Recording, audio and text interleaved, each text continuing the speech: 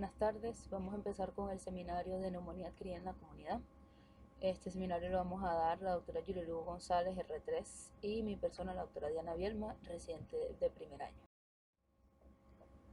Entonces, evidentemente, para poder empezar a hablar de la neumonía adquirida en la comunidad, pues tenemos que saber cuál es la definición de neumonía. Es una infección aguda del parénquima pulmonar. Esta se puede manifestar a través de fiebre, tos seca o productiva, disnea, dolor pleurítico y crepitante.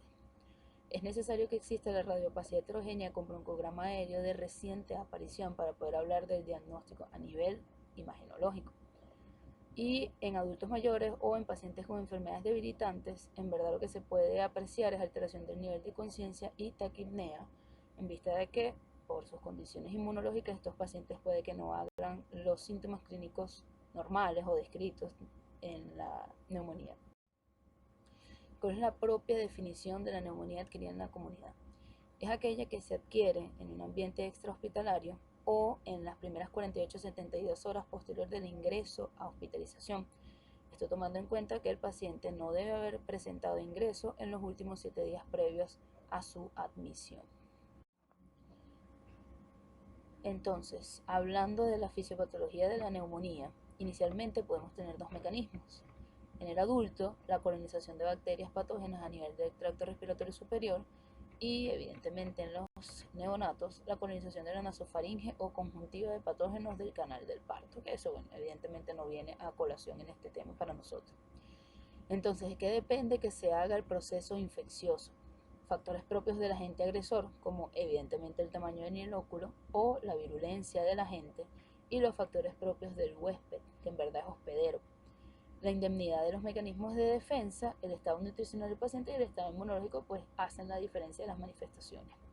Entonces, los factores que debe vencer el agente causal para infectar el tracto respiratorio inferior, pues evidentemente va desde la vía aérea superior, como sería la nasofaringe, como serían los cilios, a través de todo el tracto respiratorio superior, tanto en la vía inhalatoria, cuando este es el mecanismo por el cual se produce la infección, o si es a través del mecanismo hematógeno o es a través de la aspiración. Esto llega a través de estas vías a los alvéolos, interactúa con los macrófagos alveolares y los polimorfos nucleares, y en este momento es que se hace la respuesta inmune, es la respuesta inflamatoria, que esto es lo que hace como tal el síndrome de la neumonía, es lo que hace las manifestaciones clínicas como tal. Hay 4 fases anatomopatológicas. La primera es la congestión, en donde se evidencia vasodilatación en las primeras 24 horas de la clínica. Luego viene la fase de hepatización roja, en donde hay depósito de fibrina en espacios alveolares y extravasación de eritrocitos, que es básicamente lo que le da su coloración rojiza. Está la fase de hepatización gris, en donde hay tapones fibrosos que contienen células degradadas y todavía hay cierta cantidad de eritrocitos en ellos. Y la fase de resolución, en donde hay fagocitosis mediada por los macrófagos, en donde, bueno, ya esta es la fase en donde el paciente se encuentra en mejoría clínica. En esta lámina pues se puede observar las imágenes de las fases anatomopatológicas de la neumonía, en donde inicialmente se evidencia el corte histológico de la congestión, posteriormente la de la hepatización roja, en donde se ven los abundantes eritrocitos en el corte con hematocilina y eosina, en la fase de hepatización amarilla, que en verdad es hepatización gris, donde bueno, ya más bien hay tapones de fibrina y algunos eritrocitos, y en la fase de resolución. Con respecto a la epidemiología, hablando de nuestro país, en Venezuela, la morbilidad, según el Ministerio del Poder Popular para la Salud, para el año 2006 hubo 112.359 casos, lo que corresponde a una tasa de 415.7 por 100.000 habitantes, y la mortalidad fue de 2.839 defunciones, lo que representa una tasa de 10.52 por 100.000 habitantes. Esto hace que la neumonía adquirida en la comunidad ocupe el 9º lugar de mortalidad por todas las causas en todas las edades, lo que representa un discreto aumento con respecto a los años anteriores.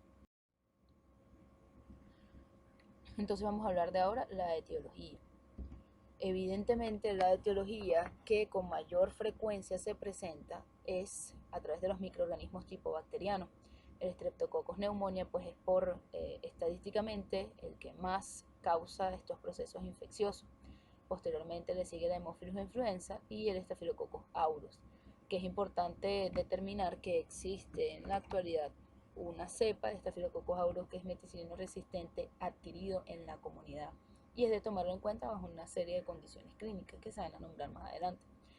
Es necesario también tomar en cuenta los microorganismos atípicos como el Mycoplasma pneumonia, la Chlamydophila pneumonia y la Legionella pneumófila, que bueno, son característicos de ciertos grupos etarios que se nombran más adelante.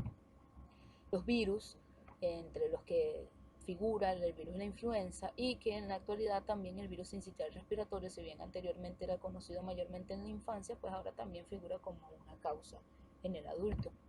Están las causas raras, que aquí se describen los hongos, como por ejemplo la coccidioidomicosis, la histoplasmosis, la blastomicosis, la criptococosis y el Pneumocystis jirovecii, que bueno, estos son microorganismos que en verdad tienen que tomarse en cuenta en pacientes con ciertas comorbilidades y no por lo general en los pacientes inmunocompetentes, si bien no es una condición sine qua non. En nuestro ambiente es necesario tomar en cuenta el Mycobacterium tuberculosis, porque bueno, nosotros somos una zona endémica y todas las presentaciones clínicas en verdad pudiesen corresponder a una tuberculosis, que bueno, se conoce bien como la gran imitadora. Entonces, como había mencionado anteriormente, el Streptococcus pneumoniae, que es conocido también como el neumococo, continúa siendo el patógeno más frecuente de la neumonía adquirida en la comunidad. El Mycoplasma pneumonia, que es más frecuente en los pacientes menores de 50 años, es el microorganismo por excelencia también que causa las neumonías atípicas, al igual que también existe la Chlamydophila pneumonia, que bueno, es parte de los microorganismos que están dentro de este grupo atípico. Dentro de las otras etiologías están la Haemophilus influenza, la Moraxella catarrhalis, y hay que tomar en cuenta que existen ciertas características o comorbilidades en los pacientes que pueden predisponerlo a que hagan infecciones tipo neumonía adquirida en la comunidad por enterobacterias, como sería la Klebsiella pneumonia y de Escherichia coli. Por ejemplo, en un paciente diabético. Igualmente las pseudomonas aeruginosas también se pueden presentar, si bien no es lo más común, porque esto es un agente que por lo general se encuentra de forma intrahospitalaria, también existen casos descritos, que bueno, son en pacientes con comorbilidades, como por ejemplo, nuevamente el paciente diabético. El Staphylococcus aureus, como había mencionado anteriormente, también puede ser un patógeno causante de neumonía adquirida en la comunidad, y es necesario tomar en cuenta que existe una cepa de Staphylococcus aureus resistente a meticilina adquirida en la comunidad, y esto tiene ciertos factores de riesgo, como por ejemplo en los pacientes con enfermedad renal crónica, uso previo de antibiótico-terapia que por lo general se describe dentro de los 3 meses previos a la infección por virus de la influencia y la drogadicción endovenosa. Es necesario considerar este agente etiológico en pacientes con neumonía necrotizante o cavitaria, con o sin bacteriemia, porque básicamente esta es la presentación clínica de una infección. En este caso estamos hablando de la neumonía adquirida en la comunidad, que en donde muy probablemente el agente etiológico es el Staphylococcus aureus. La prevalencia de Legionella en Venezuela en verdad sigue siendo muy baja. Es algo muy puntual que se debe pensar en pacientes que tengan factores epidemiológicos o factores de riesgo, como por ejemplo que hayan viajado a zonas en donde la prevalencia es alta, como por ejemplo en Europa o en Estados Unidos. Es necesario tomar en cuenta en pacientes que han tenido exposición a aguas de spas, a cambios de plomería doméstica reciente, los pacientes diabéticos, bueno, diabetes mellitus de cualquier clase, enfermedad renal crónica, insuficiencia hepática y enfermedades neoplásicas. Es importante denotar que, bueno, en los ductos de aires acondicionados, pues también en verdad también se puede conseguir este tipo de microorganismo y está asociado epidemiológicamente. Como había mencionado anteriormente, el Mycobacterium tuberculosis es extremadamente importante considerarlo bajo el contexto de nuestra epidemiología, en donde pues es una enfermedad que no está erradicada de la manera adecuada y que bueno, todos sabemos que es una enfermedad de notificación obligatoria. Entonces, cualquier presentación clínica en realidad puede ser algo florido o en verdad puede ser algo tenue. Con cualquier cambio de radiográfico puede ser sugestivo de tuberculosis. Pero bueno, hay que hacer correlación clínica también epidemiológica para poder hacer una aproximación diagnóstica. Dentro de las micosis en Venezuela suelen ser hongos endémicos y las infecciones pues no siempre afectan el parénquima pulmonar, aunque sea de manera única. el Histoplasma capsulatum y especies de coccidioidomicosis para coccidioidomicosis brasiliensis en verdad son los que están descritos en la actualidad.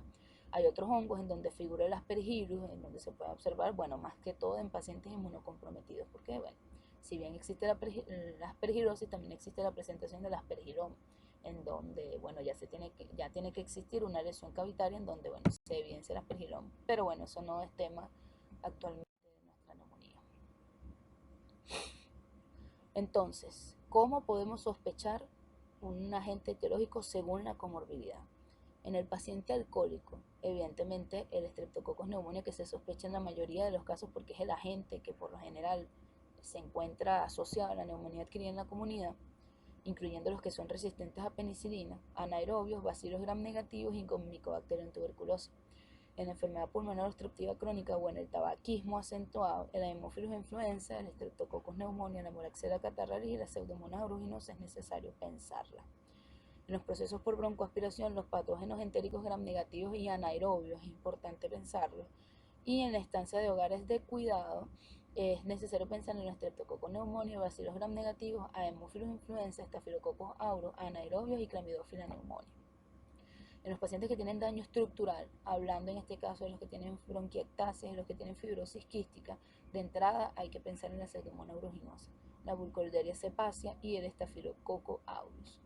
En los ancianos, en este grupo etario, por lo general el más frecuente sigue siendo el Streptococcus pneumoniae y en segundo lugar los agentes gram negativos, especialmente los que habitan en hogares de cuidado y que cursan con alguna comorbilidad, que son la gran mayoría.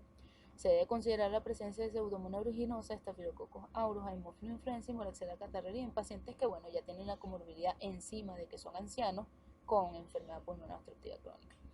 Los pacientes con absceso pulmonar es necesario pensar en el Staphylococcus aureus meticilino resistente de la comunidad, anaerobios, Mycobacterium tuberculosis y micosis endémica, como bueno, habíamos mencionado anteriormente, son las infecciones o el daño a nivel pulmonar causado por el Staphylococcus aureus tiende a ser un poco más florido.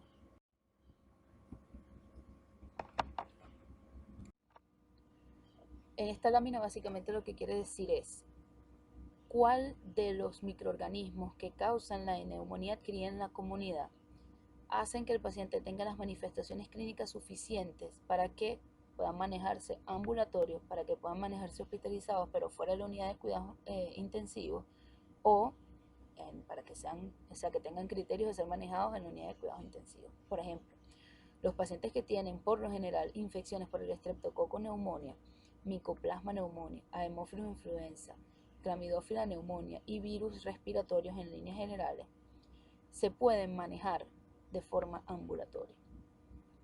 En cambio, los pacientes que, por ejemplo, están infectados con especies de Legionella pueden requerir en algún momento ser hospitalizados. Igualmente con el Streptococcus pneumoniae, Mycoplasma pneumoniae, Chlamydia pneumoniae o incluso algunos tipos de virus y el Haemophilus influenza pueden en un momento determinado, bien siempre tomando en cuenta las comorbilidades del paciente, tener que ser manejados en el área de la hospitalización. Hay algunas formas de Streptococcus pneumoniae, Staphylococcus aureus, que habíamos hablado ya que es un microorganismo que por lo general causa infecciones o manifestaciones floridas a nivel pulmonar, algunas especies de Legionella y los bacilos gram negativos junto con la Haemophilus influenza por lo general están involucrados en estas infecciones que causan inestabilidad hemodinámica, por lo cual el paciente tiene que ir directo a la unidad de cuidados intensivos. Ajá. Entonces, con respecto al diagnóstico clínico, pues evidentemente es necesario hacer una correcta anamnesis, dentro de los cuales vamos a buscar síntomas típicos de la neumonía adquirida en la comunidad, como sería fiebre precedida de escalofríos, tos con expectoración purulenta, dolor pleurítico y disnea. Dentro de las afecciones o los microorganismos que pueden causar una afección leve, que esto no necesariamente tiene que ser así, está el Streptococcus pneumoniae, la Haemophilus influenza, el Staphylococcus aureus, que en verdad ya habíamos hablado de que podía ser un poco más agresivo, los bacilos gram negativos como la Klebsiella pneumoniae y la Pseudomonas aeruginosa. Dentro de las manifestaciones atípicas se encuentra la fiebre de bajo grado, tos que no sea productiva y manifestaciones extrapulmonares como dolor articular, diarrea y rash. Dentro de los gérmenes atípicos, pues tenemos el Mycoplasma pneumonia, el Moraxella catarrhalis, Chlamydophila pneumonia y virus neumotrópicos como el adenovirus y el virus sincitial respiratorio. Dentro de las manifestaciones clínicas que da o que puede dar cada microorganismo o alguna comorbilidad que estén asociados al estreptococo neumonía, por lo general da cuadros más agudos en pacientes de mayor edad. Si bien es el microorganismo que más está descrito con respecto a ser agente causal de las neumonías adquiridas en la comunidad. Más frecuente, da fiebre alta con esputo hemoptoico y dolor torácico. El Mycoplasma pneumonia por lo general afecta a personas más jóvenes, pero en realidad pues se encuentra en los extremos de la vida, con cuadros clínicos que son más leves, puede estar asociado a dolor articular, leucocitosis y valores de proteína C reactiva en sangre bajos. Y bueno, estos son pacientes que por lo general hay algo que se llama en las infecciones de neumonías atípicas, que se llama clínico radiológica, en donde es un paciente que tiene una clínica muy tenue y cuando se le hace el estudio radiológico pues tiene un patrón específico que se describe en alas de mariposa y bueno, básicamente junto con la epidemiología que es en el extremo de la vida, tanto en personas jóvenes como en personas ancianas, pues se puede identificar. La legionela neumófila pues es más frecuente en hombres con antecedentes de alcoholismo o tabaquismo, da síntomas gastrointestinales y neurológicos y es menos habitual el esputo purulento y el dolor torácico. También, bueno, tomemos en cuenta lo que habíamos hablado anteriormente de que tiene que tener factores epidemiológicos del paciente porque eso es un microorganismo que no es común en nuestro medio. La Coxiella burnetii pues también da fiebre alta con tos y cefalamialgias y síntomas respiratorios ausentes en la mitad de los casos. O sea, esto es un caso pues bastante llamativo. Los virus pueden tener insuficiencia cardíaca asociada con ausencia de expectoración, que haya sido justamente un brote epidémico, es decir, no es un paciente aislado, sino que hay varios pacientes que están con las mismas manifestaciones clínicas y se hace la asociación epidemiológica. El Haemophilus influenza es en pacientes de mayor edad que tienen antecedentes de tabaquismo acentuado o tienen tabaquismo acentuado y cursan con enfermedad pulmonar obstructiva crónica. Entre las bacterias gram negativas entéricas, pues son pacientes que por lo general son residentes de un asilo, tienen por lo general muchas otras comorbilidades, como por ejemplo la diabetes mellitus, pueden tener dentro de sus antecedentes que han sido tratados con algún antimicrobiano o algún tipo de antibiótico terapia dentro de los últimos 3 meses o que han tenido tratamientos con glucocorticoides. La pseudomonas aeruginosa por lo general se evidencia en los pacientes que tienen alteración estructural del parénquima pulmonar, por ejemplo la bronquiectasis. Son pacientes que tienen un estado de malnutrición, que han recibido tratamiento con antibiótico terapia anteriormente descrito y igualmente los glucocorticoides.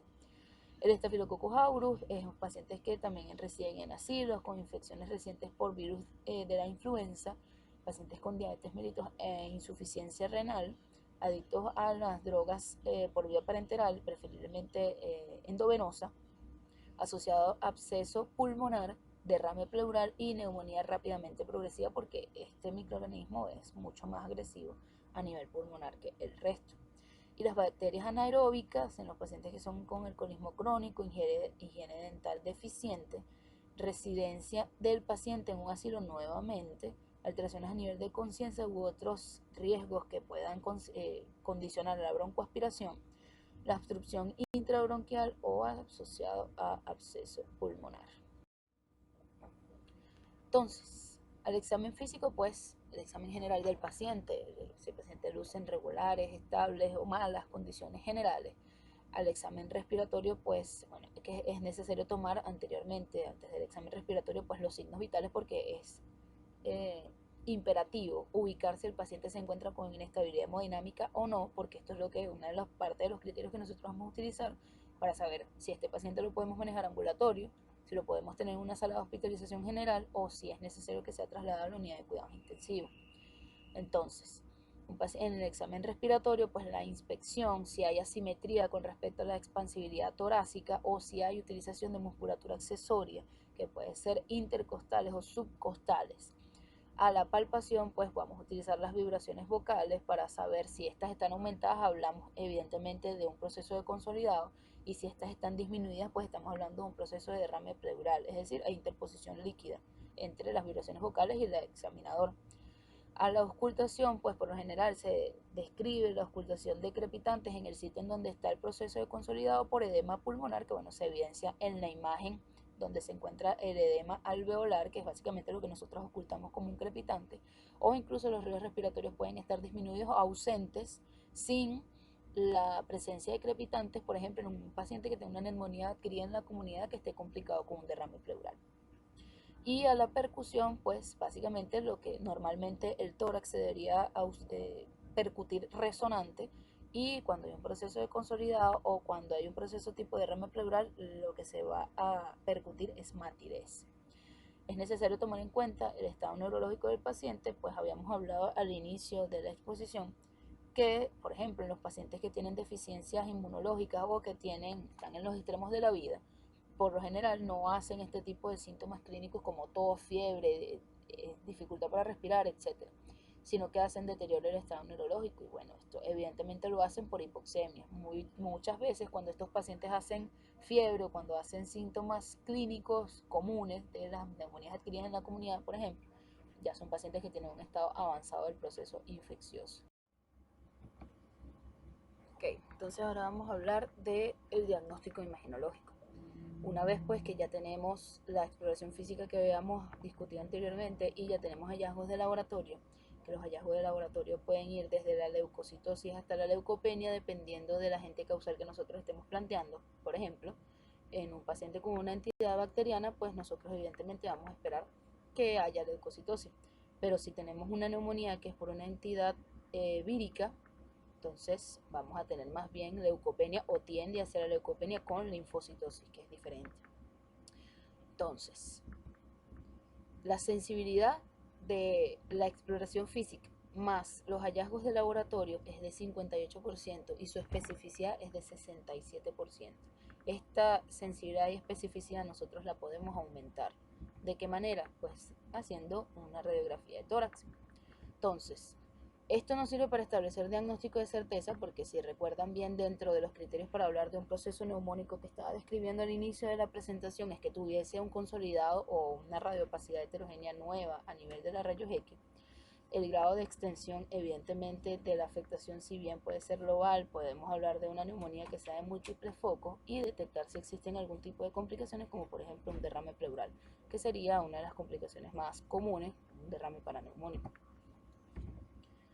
La sensibilidad aumenta hasta el 75% con un consolidado alveolar y si se presentan con un derrame pleural, pues se presenta en 47%. Si queremos aumentar más todavía la sensibilidad y la especificidad del diagnóstico, podemos hacer dos proyecciones, que es la posterior anterior y la lateral. Y esto evidentemente aumenta la sensibilidad diagnóstica.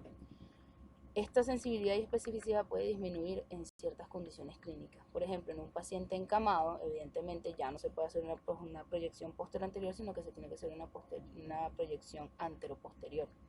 En los pacientes que son obesos, también se puede evidenciar disminución de la calidad de los rayos X en vista de que ellos, dependiendo evidentemente del grado de obesidad, pues tienen hipoexpansibilidad del tórax.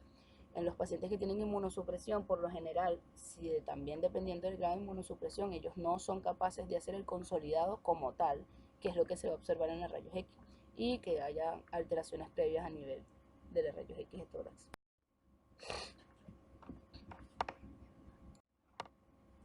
Entonces, en estas dos rayos X, básicamente lo que se quiere hacer es la diferenciación entre un patrón de rayos X de una neumonía típica y de una neumonía atípica. En la neumonía típica, como se ve a su lado izquierdo, pues hay un foco de consolidado que en realidad en ese momento se llama una neumonía lobar, que esa es la forma en la que se expresa radiológicamente un proceso neumónico adquirido en la comunidad de manera típica.